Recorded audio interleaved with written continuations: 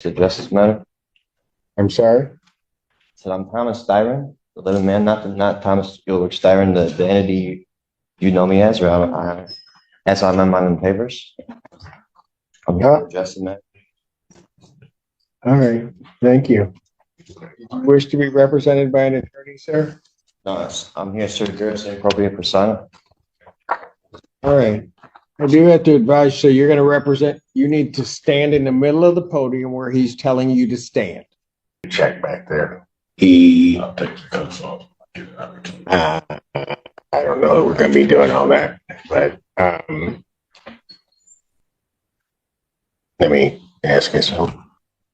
On the Styron matter, I sent my bailiff back to get him to bring him back out. The court is of the understanding that defendant number one is being, I will say, uncooperative, has purposely done some things to make it difficult to bring him out.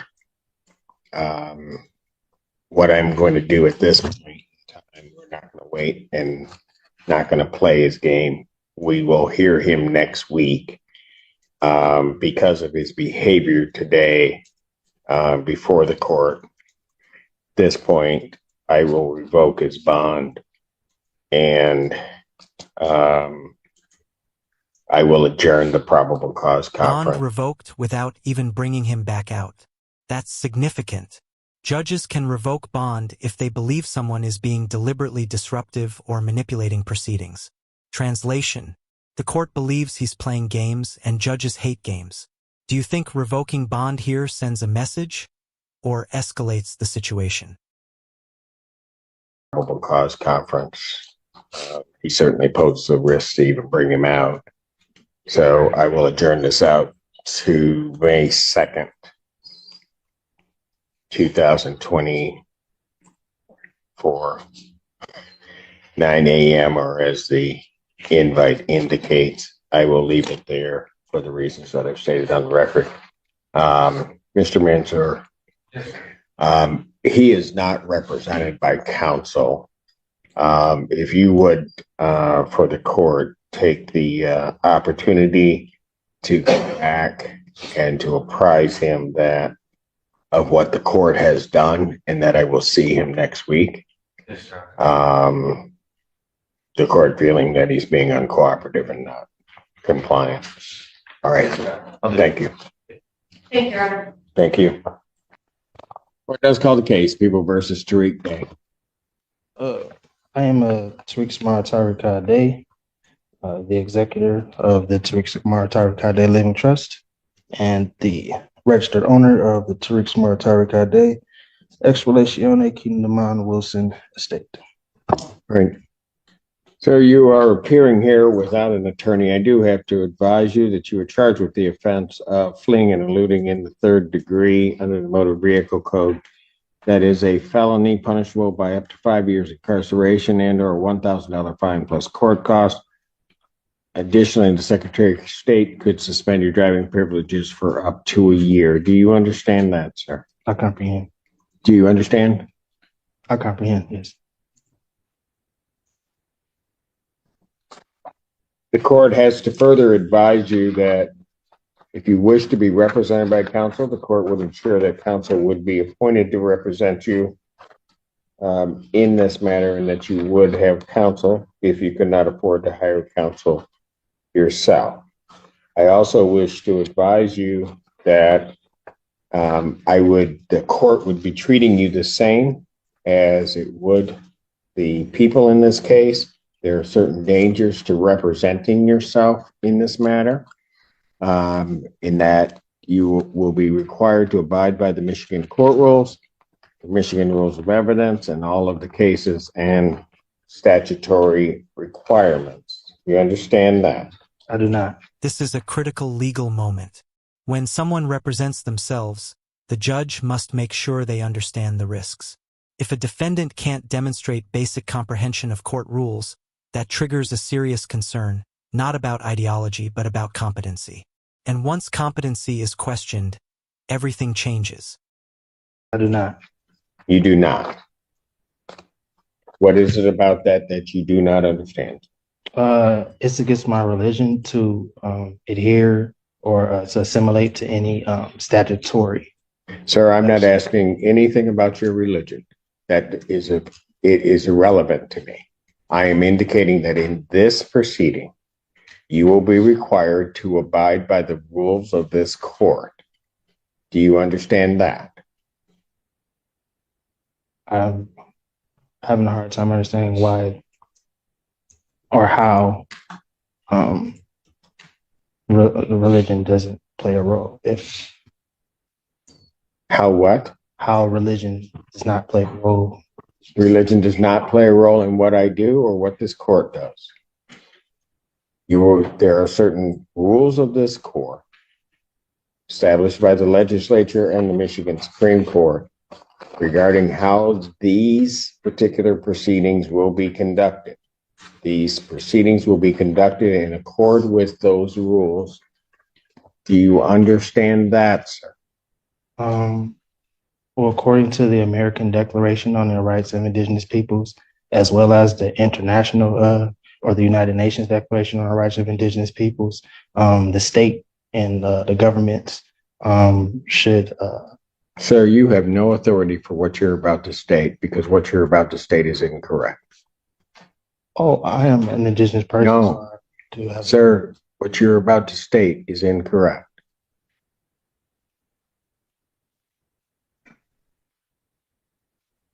Well, If you were on indigenous lands, if that's where you're going, then maybe you might be right. As it stands right now, this proceeding is not on indigenous land. well, that's a matter of perspective, sir. It is, and the only perspective that's going to matter on that is mine. We are not on indigenous lands subject to indigenous or tribal rules. Is there You a are law? subject to the rules of the Michigan Supreme Court as they are promulgated, both in terms of procedure and evidence. Do you understand that that's what's happening, sir? I do not. What is it that you do not understand? I don't understand. Because I'm going to tell you something, sir. If you are unable to establish or understand what I'm saying, and go through this with you again, I have to assume that there may be some reason why you don't understand. This court will take precautions to protect your rights, and I will be sending you for a competency evaluation to make sure that you are competent to stand trial and to stand in these proceedings. Well, I would agree to a competency if the prosecution as well as the court and the officers agree to take a competency. That's not the way it works. You don't get to make the rules. I'm not. I'm ordering a competency. I'm not making. Defendant is ordered for a forensic. Competency evaluation ordered. That's not a punishment. It's a constitutional safeguard. If someone cannot understand the proceedings or assist in their defense, the case cannot legally move forward. But here's the tension. Is this genuine confusion or strategic defiance? What do you think? Is ordered for a forensic evaluation. I will set a competency hearing in this matter for July 25th, 2024. At what time? At 9 a.m. Now, sir, I'm going to ask you this. Yes, sir. Because it's going to depend on where you may be staying for a period of time. If they send you information as to when you have your forensic interview, Yes, sir. are you going to cooperate and attend that interview? Under threat, duress, and coercion. Yes. Pardon? Under threat, duress, and coercion. Yes. No. Not how it works. I don't. I'm asking you, are you voluntarily going to cooperate? I say yes. Pardon? I mean, under it, yeah. I mean, is this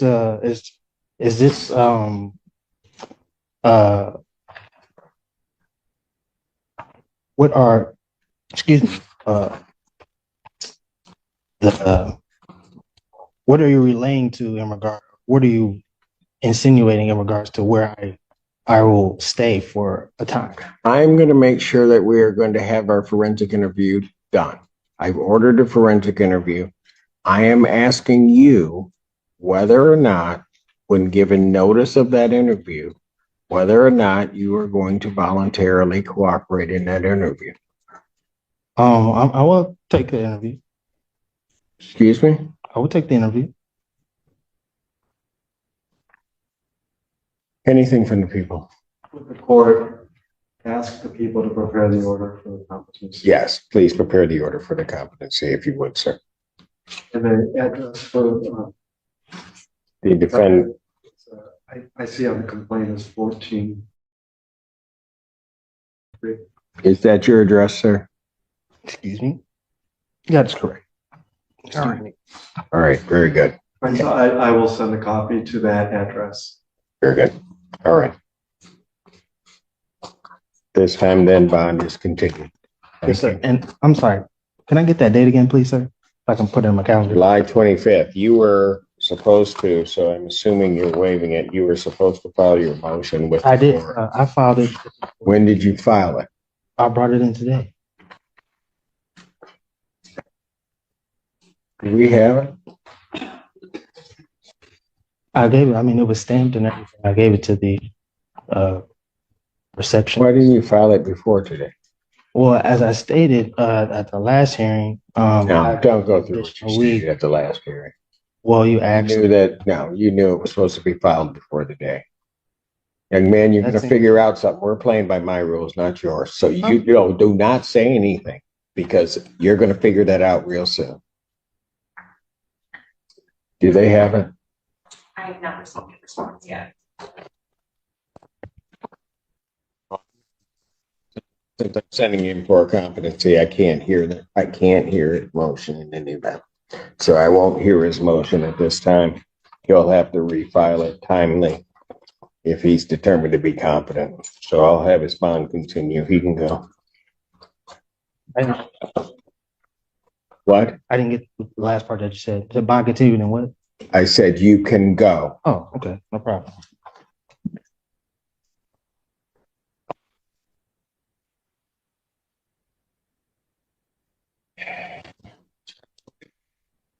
Is that it for me? That is. Thank you, Ann. Thank you, Alan. Thank you, Em. Court, say this, Mr. Bennett. I've been on this bench almost 25 years, and never have I ever been insulted in the fashion you just insulted this court. In very, no, my turn.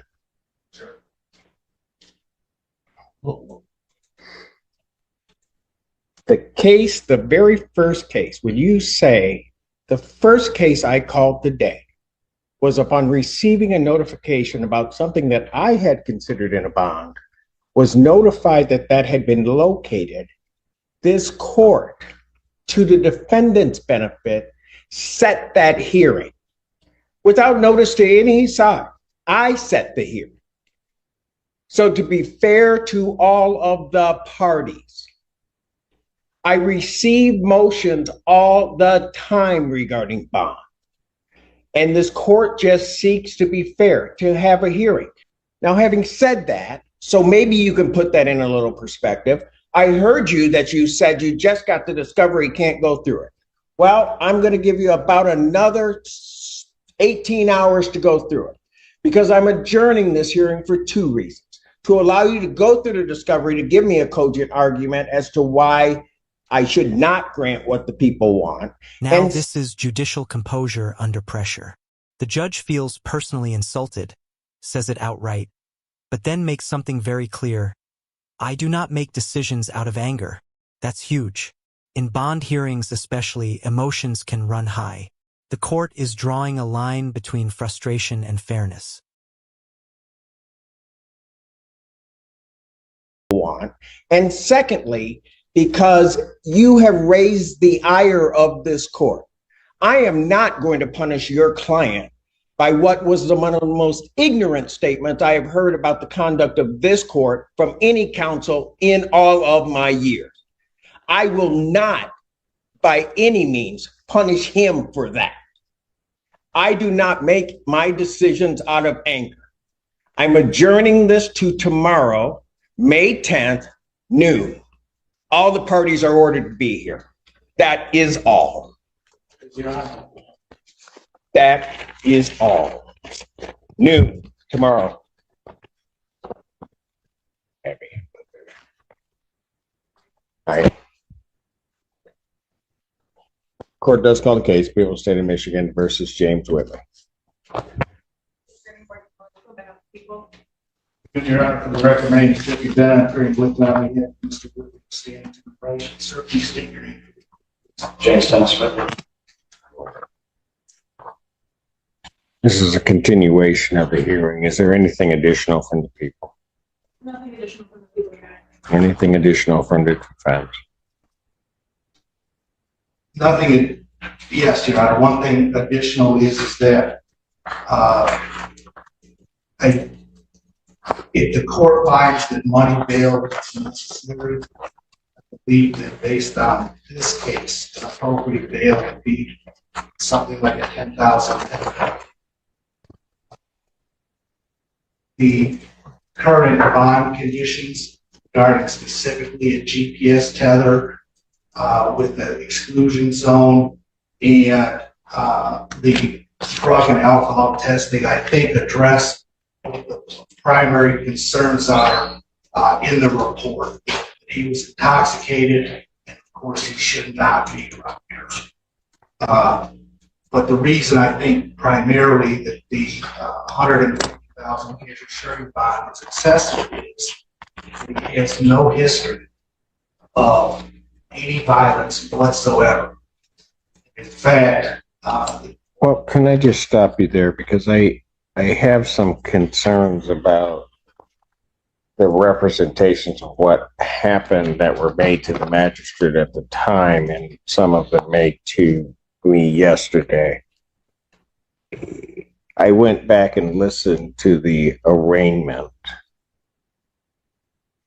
And my understanding is that the alleged victim in this case contacted the defendant to pick her up from Chelsea bowling lanes or something along those lines. he went to Chelsea Lanes to make sure she got home safe, because she was intoxicated. Right. And then after that is when this ensued. I'm having difficulty, well, let's put it this way. According to what I have, he shouldn't have been driving. That's number Well, one. he wasn't tested. The allegation is that he was intoxicated. I don't believe he agrees with that characterization. Mr. Bennett, do you know what you said at that hearing regarding intoxication? Well, first of all, I don't think there are two issues there. One, he wasn't supposed to, my understanding is his license is revoked with restrictions, and that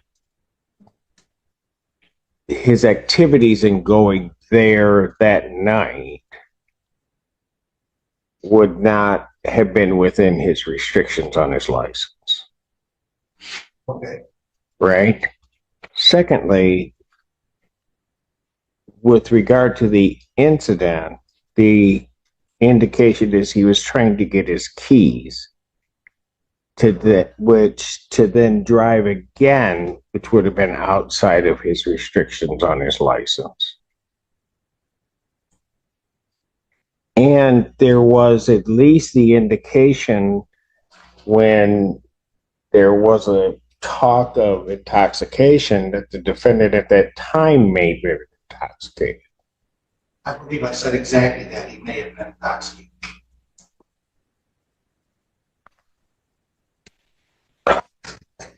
Can I address that concern or not? Go ahead.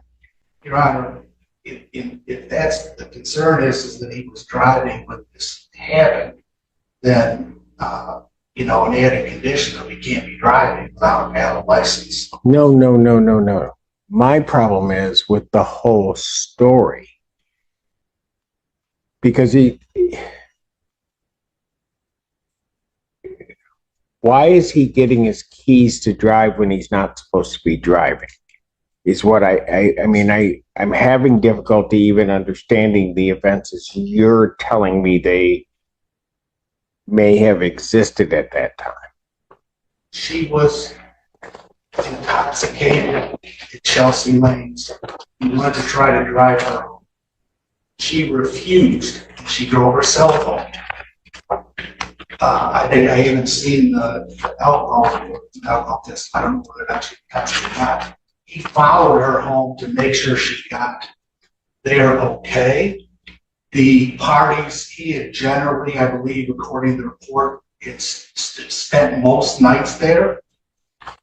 Then they got into an argument and he tried to leave, couldn't find his keys, and that's when the incident with the bed, the phone, and the glass break began. I think, in my opinion, those sort of discrepancies are only, I guess, the absolute truth, I guess, would be relevant to bond, but they decrease the likelihood of conviction when you have the alleged victim saying that her statements weren't entirely accurate, and wishing to recant, and him saying he was looking out for her. When the argument got loud, he had asked her to keep it down so her children wouldn't hear them arguing, because he was concerned about trauma they experienced from a prior abusive relationship. And telling her to calm down actually escalated the fight, and that's when the incident happened in the bedroom, which there's a disagreement about what that was. That, at the end of the day, resulted in the injuries that were sustained by the alleged victim to her wrists, our arms, and a head. I would clear up, since you gave me the chance, there were actually, I believe the people said there were 3 CAT scans, there were 4, there were 3 x-rays. I was able to do what they provided. But I think that the key issue in this bond is somebody who is a close friend, the alleged victim, has known Mr. Whitley for 20 years and said he's not violent, that this has never happened. So, regardless of whether or not there's a conviction for purposes of bond, he does not pose. Well, if I consider him a danger, yes. I mean, what I've got here is I've got somebody that shouldn't be driving, who may have been intoxicated, who would have driven on 2 occasions when he's not supposed to be driving, in violation of his restricted license breaking the law. Then I have this confusion about the incident. I don't even know why she would have his keys if it now, as you're relating to me, that he drove and then followed her, which was not the indication that I got from listening to the arraignment. And then an altercation occurs that results in what I would consider significant injuries to the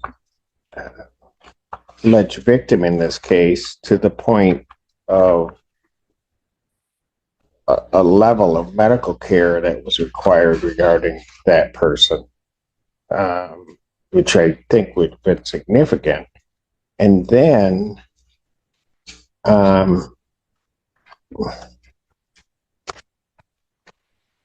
from that, does she have to keep moving?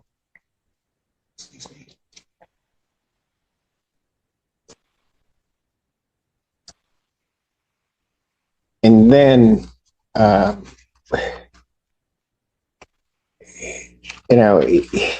it creates in this court's mind a level of potential danger that this individual poses, potentially to the victim as well as to the community. It certainly raises that level. because he's not this law-abiding person that you say he is, because he's obviously driving. I mean, he's got those previous convictions, which led to the revocation of his license, which led to the restriction, and he's violating that twice that night, at least. So, I don't know.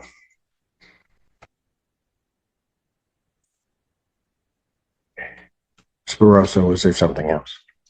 No, you're right. Anything else, Mr. Bennett?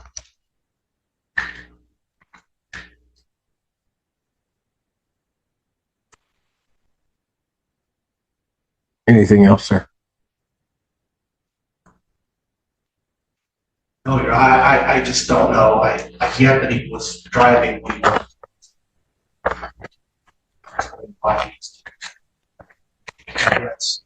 it's violating this restriction. It doesn't warrant $180,000. I do think that some cash bond is appropriate at this point. I think it should be something that policy, especially in case that the likely sentence is probation. Understood. And what I am additionally indicating is that in listening to what was the representations at the arraignment regarding what transpired, listening to what transpired that day, hearing what is today, it's unclear to me that that's what actually happened. Because that's not what's been said on the defense side about how this whole thing comes about. I then end up with an individual that is severely injured where they're at the hospital getting the treatment that they're getting. There's some indication that that's her fault. Maybe. But then, and that the defendant is trying to get away. I just find that version of events, it may indeed be true, but I find it, at least at this point, to be sort of remarkable that that would be it. The court, go ahead. What are you going to say? I was just going to say, I think it's my testimony. Oh, I'm sure it certainly will, but I don't have that at this. Normally, when during a bond hearing, I have to assess it based upon what I see, and I would say also, with all due respect to the magistrate of this court, that making a statement of giving a PR, but then indicating that the people might file an emergency bond motion, how she'd know that, I do not know. But that, from my perspective, leads the court to believe that it was in part of the court's finding, but also as a result of what the court is looking at in this case, would find that her decision to issue a PR bond was indeed an abuse of discretion in issuing that bond. The court will leave all of the conditions that she set in place. I will set the defendant's bond. And there it is, $35,000 cash bond. The judge just overruled a PR bond and called the earlier decision an abuse of discretion. That tells you how seriously the court views the risk factors. Driving while restricted, alleged intoxication, conflicting stories, significant injuries. Final question for you. Is this a reasonable correction? Or did the court swing too hard? It's bond in the amount of $35,000 cash surety.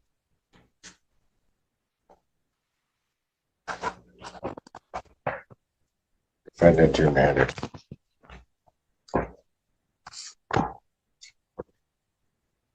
Thank you, Your Honor.